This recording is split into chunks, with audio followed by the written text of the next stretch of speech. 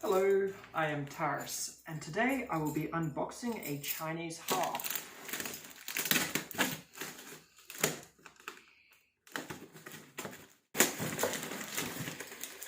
Maybe I should have used a knife. Oh, use these.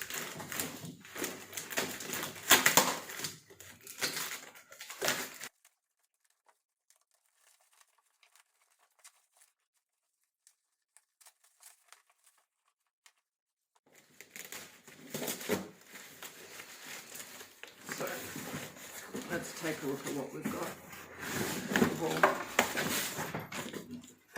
We've got a lot of styrofoam. The good news is that the harp arrived in one piece. The bad news is that there's quite a bit of work that needs to be done with it because the string colours make absolutely no sense. It's supposed to be blue there, red, blue, red, blue. So those two are the wrong colour. All of those green ones are not supposed to be green.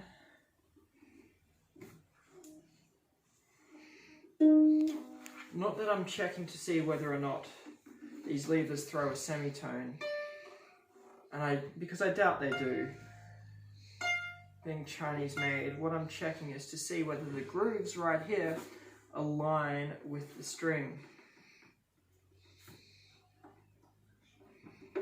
Okay, so the levers aren't screwed in very tight, which is actually probably a good thing, which means that then they're easier to adjust.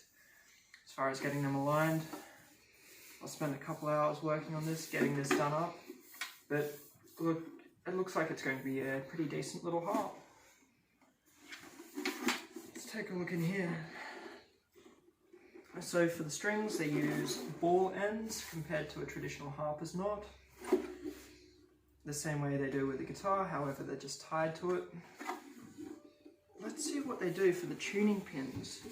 I'll see what else there is in this bag. Okay, so we've got some stuff here. There's a strap. Whoops.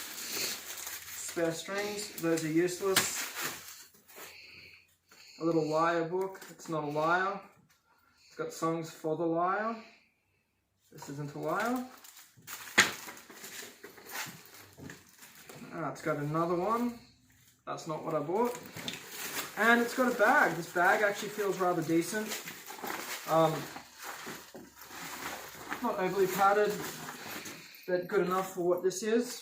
Lots of styrofoam. I don't think I've missed anything else. Wait, where is the tuning wrench? That is what I'm looking for. Oh, there's one of these to clean it.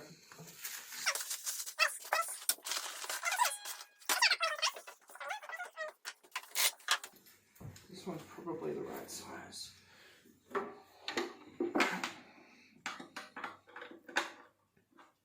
No, it's not the right size. Okay.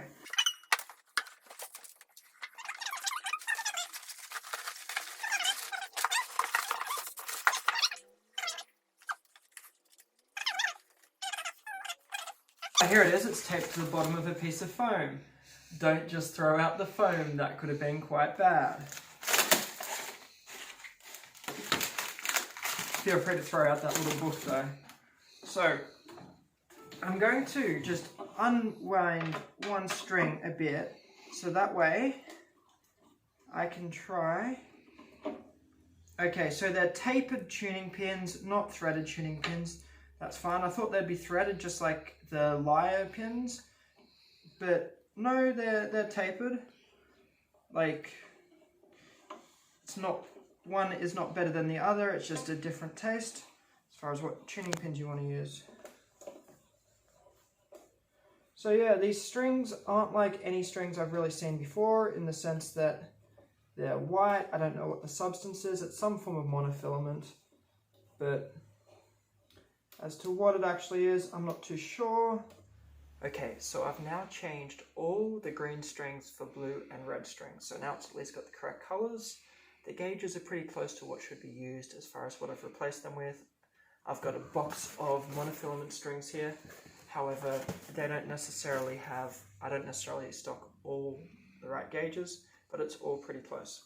From what I can tell thus far, the levers are not of all that higher quality, and it is quite likely that I'll have to at least replace some. Luckily, I have levers that are considerably better than this that look very similar that I might be able to substitute on to actually make this a good working harp. I've also added a pickup down there. I can't really start regulating the levers until all the strings stretch in. Like if I start playing, you can already hear it's out of tune.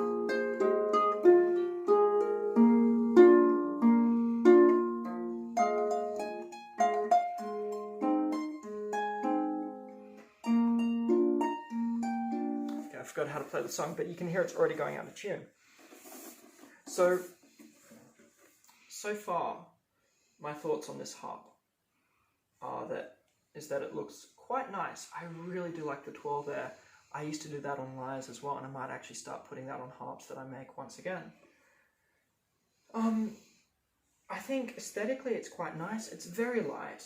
I think it sounds alright. I think that Pakistani harps are a better option than this. Well, it depends which factory you go. I highly recommend the factory Wood Sounds harps in Pakistan. I think that they make much better harps at a very similar price as well. This harp can be alright if you know how to do basic repairs on harps, like if you know how to replace strings, if you know how to regulate levers, if you know how to adjust bridge pins, etc. I think then this will actually turn into quite a nice harp. I have stumbled upon an issue, and that is with the levers and the bridge pins. The levers don't actually come with these coloured caps on them. I've put those on myself. As you can see, the levers have 2 pins, which is very common on high-end levers, but unless you do this correctly, it actually will detract from the quality of the lever. They've created a buzz pretty much on every single string as a result. So I am removing each and every one of these, and that seems to be improving the functionality of the levers. So I just use pliers for that. Takes a couple twists before I can just use my fingers for it.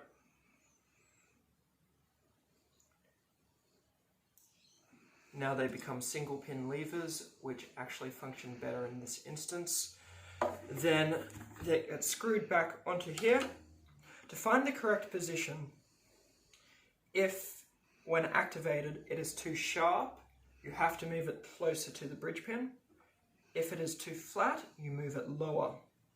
And then that's how you adjust the intonation of these levers. Now normally you'd be able to screw in the bridge pins a little bit, and you can do the fine adjustments that way. However, you can't with these, as the bridge pins are not adjustable. Normally with similar bridge pins, the hole is actually drilled deeper, so you've got a little bit of room to tap them in with a hammer, but I've been trying to tap a couple bridge pins in and they will not go any further. So it has limited the adjustability of the height of the string, which is quite unfortunate. I don't think I'm going to go to the effort of removing each bridge pin and then drilling deeper to allow for it to be adjustable. So far the harp is actually sounding quite nice. It still hasn't fully stretched in. It looks very nice. However, the levers are the biggest issue thus far, the levers and the bridge pins. If you have the skills and you have the patience to adjust all of these, then it may be worth it. I will tell you at the end as to whether or not it is. I am repairing the levers now. First step was to remove the silver pin there. Afterwards, I had to raise the height of the levers since I couldn't lower the bridge pins.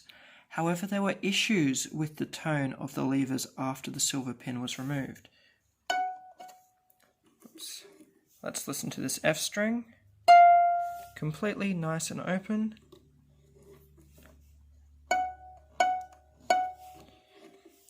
So, the cylinder over the top there, it's quite soft, it's a bit rubbery.